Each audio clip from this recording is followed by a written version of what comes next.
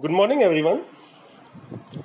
Today we will continue with the remaining portion of the chapter, the address. The narrator visited Mrs. Darling's house, and Mrs. Darling's response was quite cold, and she never allowed her to enter the house. So we can say that was an unsuccessful attempt. And after that unsuccessful first visit, narrator decided to visit Mrs. Darling's house again. It shows the eagerness in the mind of the narrator. Actually, she wanted to see the things, feel the things which belonged to her mother, the connection with the mother that forced her to go over there. And initially, during the war, the things were difficult, and it was not possible for the Jews to return to that place. But later on, things settled down. After things settled down, things calmed down, became easy. Food was easy. They were having a shelter now. Now, when they were settled, then she decides, now it's time. Maybe those things are still there. The address she had remembered for long, 46 Marconi Street, that was the address.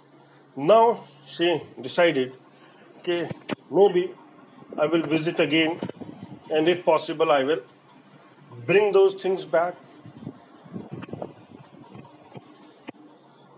On her second visit to Mrs. Darling's house, Mrs. Darling was not at home. She was outside, and narrator met her 15-year-old daughter. This time, as Mrs. Darling was not there, the narrator was allowed to enter the house, and she decided to wait for Mrs. Darling. Maybe this daughter never knew that those things belonged to her. And when she entered the house, she found herself surrounded by all those things that had a common connection, that belonged to her mother. They were their own things, but in the house there was muggy smell, and as she had waited long to feel those, touch those things, she decided, let me wait for Mrs. Darling for her arrival. Then, when she saw all those things belonging to her mother, they were taken by Mrs. Darling. Things were like candle holder, big candle holder, tablecloth, teapot, box to keep spoons, plates, all antique plates, cutlery, everything. Most of the things in and around that house, they belonged to the narrator or her mother. And she had come second time specially to see these things. But when she saw those things, she was quite at pain. And pain was because the things were awkwardly kept. Everything was arranged very badly. And that's why she decides to leave them. She decides to forget the address.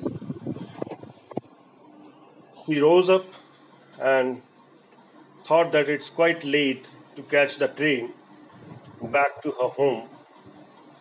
And these things, there were many things, those could not be arranged in that small space at the house that belonged to her now.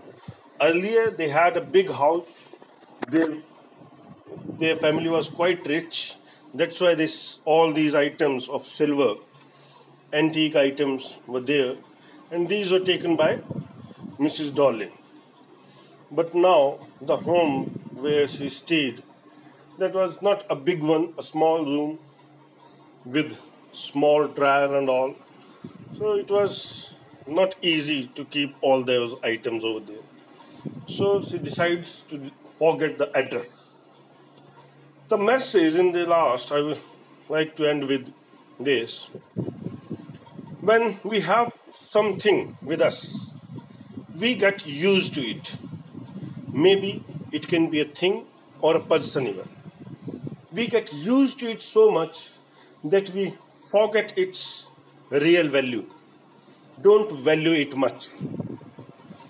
We realize its value only when we lose it, or that particular thing or person is taken away from us. The last one is, with time, everything loses its value. Maybe thing or person. Especially when it is taken away, you adjust according to new environment, new surrounding. When those things that belong to her mother, they were kept in such a way that they could not give that feeling that she wanted. The common connection was of the mother, and mother was gone. Common connection when they were kept in the house, that connection was there. Now that house was also not there. So these things were kept in such a manner that she decided that now it's better that I forget the address. And we will end over here. You can go through the video, go through it twice, thrice, and easy chapter it is. We will continue with question answers later. Till then, bye. Thanks.